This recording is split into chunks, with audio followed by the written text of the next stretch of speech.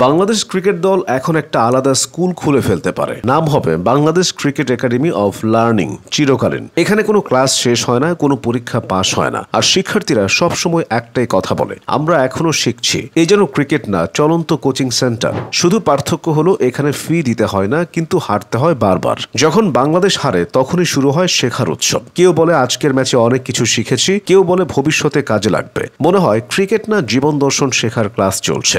মাঠে রান না হোক, শিক্ষায় আমরা কিন্তু লাল কার্ড পেতে রাজি না, কারণ শেখা আমাদের জাতীয় ঐতিহ্য।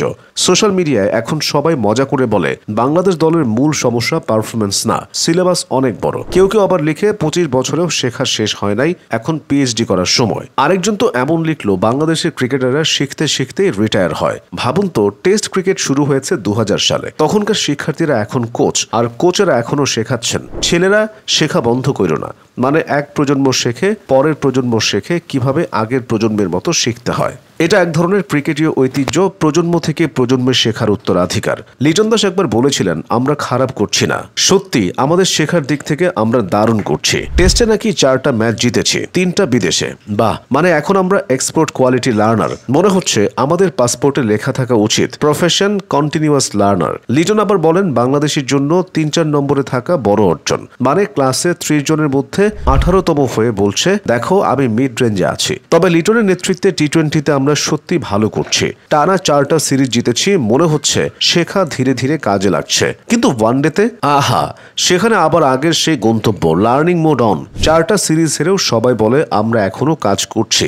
এই কাজ করছি কথাটা এখন শিখছির কাজিন ভাই। দুইটা মিলে এমন এক কম্বিনেশন, আমরা কাজ করে শিখছি, শিখে হারছি, আবার কাজ করছি। ওয়েস্ট ইন্ডিজের বিপক্ষে জেতার পর সবাই হাফ ছেড়ে বলল, এই তো শেখার ফল পেতে শুরু করেছে। মানে একদম প্রাইমারি স্কুলের মতো আনন্দ। 6 বছর পড়ার পর অবশেষে গুণের নামতা মুখস্থ হয়েছে। বাংলাদেশের ক্রিকেটারদের এখন একটা আলাদা সিলেবাস দরকার। প্রথম অধ্যায় কিভাবে ম্যাচ শেষে বলবে আমরা শিখছি, দ্বিতীয় অধ্যায় কিভাবে হাসি মুখে হারের ব্যাখ্যা দিতে হয়, তৃতীয় অধ্যায় কিভাবে আশার বাণী ছড়াতে হয় আগামী ম্যাচে ভালো করব, চূড়ান্ত অধ্যায় কিভাবে এইসব কথা বারবার বলে দর্শককে শান্ত রাখা যায়। সত্যি বলতে আমাদের ক্রিকেটাররা এমন পারদর্শী হয়ে গেছে যে হারের পর কে কি বলবে সেটাও মুখস্থ। হয় শিখছি, নয় প্রক্রিয়ায় আছি, নয়তো কাজ করছি। মানে 3টা বাটন, লার্ন, প্রসেস, ওয়ার্ক। একবার ভাবুন, যদি বাংলাদেশ দলের ড্রেসিং রুমে গিয়ে দেখেন দেয়ালে লেখা learning is our fitness, losing is our motivation, তাহলে অবাক হবেন না, কারণ ওখানেই চলছে এক বিশেষ programme, crash course on continuous losing.